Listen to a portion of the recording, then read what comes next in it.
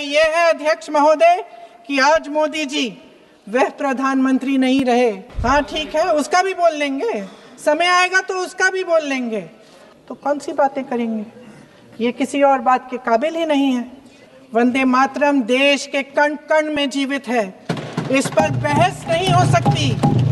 लेकिन चलिए, हम ये बहस यहाँ आज दो वजहों से कर रहे हैं। पहला कि बंगाल का चुनाव आ रहा है, हमारे प्रधानमंत्री अपनी भूमिका निभाना चाहते हैं उसमें। सर आपने प्रधानमंत्री जी को सुना था, अब तो शुरू नहीं हुए। सर भाषण बहुत अच्छा देते हैं, लेकिन तथ्यों के मामले में कमजोर पड़ जाते हैं। बहुत कमजोर। जी सुभाष चंद्र बोस ने पंडित जवाहरलाल नेहरू को एक चिट्ठी लिखी थी, जिसका जिक्र आपके प्रधानमंत्री ने नहीं किया। मंत्री महोदय 12 सालों से इस सदन में है, मैं मात्र 12 महीनों से हूँ, फिर भी छोटी सी सलाह है।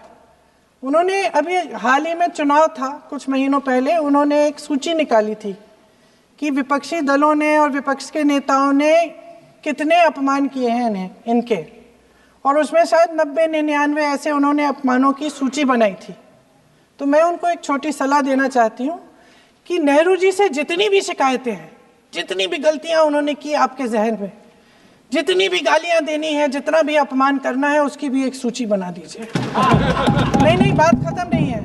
999 अपमान, 9,999 अपमान, सूची बना दीजिए और फिर हम एक समय निर्धारित करते हैं। जैसे हमने 10 घंटे आज वंदे मातरम पर हमने बहस किया है ना, उस तरह से हम अध्यक्ष महोदय जी से पूछेंगे, एक समय निर्धारित करेंगे, 10 घंटे, 20 घंटे, 40 घंटे, जितने घंटों में आपकी ये शिकायत पूरी हो जाए, माननीय सदस्य आप शांत हो जाए और हम बहस कर लेंगे। लेकिन इस सदन का कीमती समय, जिसके लिए हमें यहाँ पे जनता ने भेजा है, जैसे हमें जनता की समस्याओं को हल करने के लिए चर्चा करनी चाहिए, इस्तेमाल करना चाहिए, उसको इसी के लिए इस्तेमाल करिए। उसके बाद जैसे अंग्रेजी में कहते हैं ना, जैसे अंग्रेजी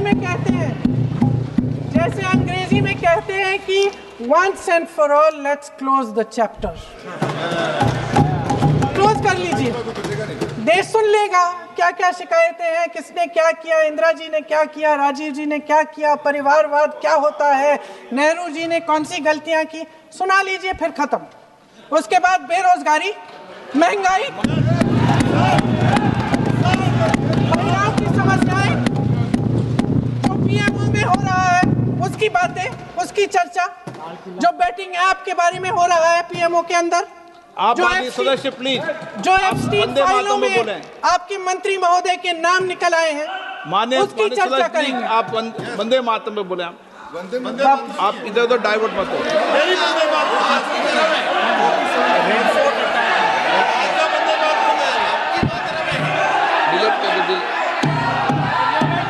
क्या हो गया? आप 1 मिनट, हाँ कर दे।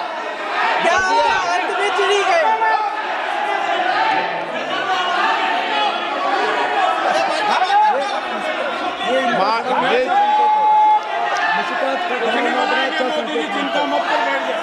बहुत बढ़िया। माननीय सदस्य 1 मिनट, माननीय सदस्य आप वंदे मातरम पर सार्थक चर्चा करें।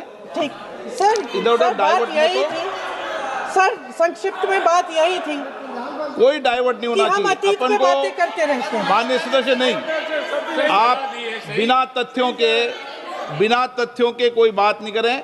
आप वंदे मातरम पे बोले उचित रहेगा।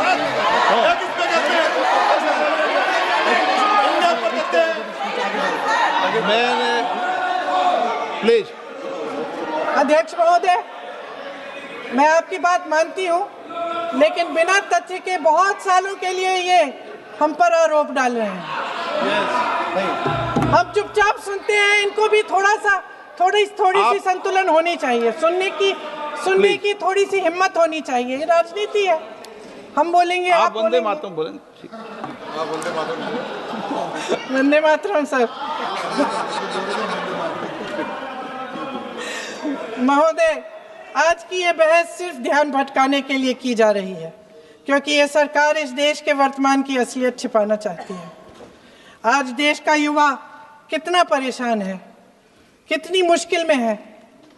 पेपर लीक होते रहते हैं, बेरोजगारी है, महंगाई इतनी बढ़ चुकी है। इसकी चर्चा हम सदन में क्यों नहीं कर रहे हैं? आरक्षण के साथ जो हो रहा खिलवाड़ है, उसकी चर्चा हम यहाँ क्यों नहीं कर रहे हैं?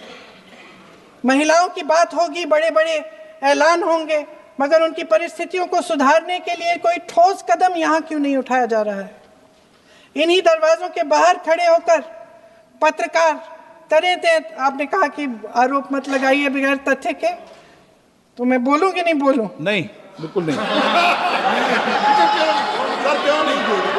नो, आप उधर की बात मत बोलो। आप जल्दी से बोल लेते हो, सदन में जो कुछ भी बोले हैं वो तथ्यों से बोले। आपको हर चीज ऑथेंटिक करनी पड़ेगी, इसलिए आप तथ्यों से बोले। अच्छा सर, बड़े बड़े शहरों में प्रदूषण है, लेकिन हम इस सदन में बैठकर सिर्फ छोटी छोटी बातें करेंगे। जी, जो अतीत की बातें हैं ना, जो बार बार आप चाहते हैं कि हम पीछे देखें, लेकिन हम आगे भविष्य की बात, वर्तमान की बात, जो असली समस्याएं हैं उनकी बात न करें, ये छोटी बात होती है। आप में हिम्मत है तो भविष्य की बात करिए, हिम्मत है तो बात करिए कि बेरोजगारी क्यों है, कि पेपर लीक क्यों होते हैं। आप चेयर को एड्रेस करें। आपको अच्छा, खत्म कर लेती हूँ, चेयर के एड्रेस करो आप। अध्यक्ष महोदय जी, सच्चाई ये है कि इनका शासन दमन का शासन है।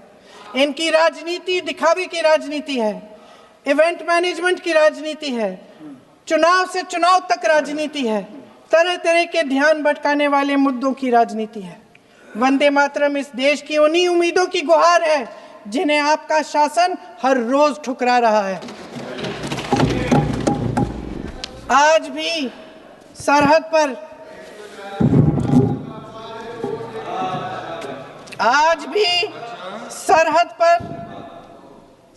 पर जवान जब दुश्मन का सामना करता है तो उसकी छाती में वंदे मातरम गूंजता है।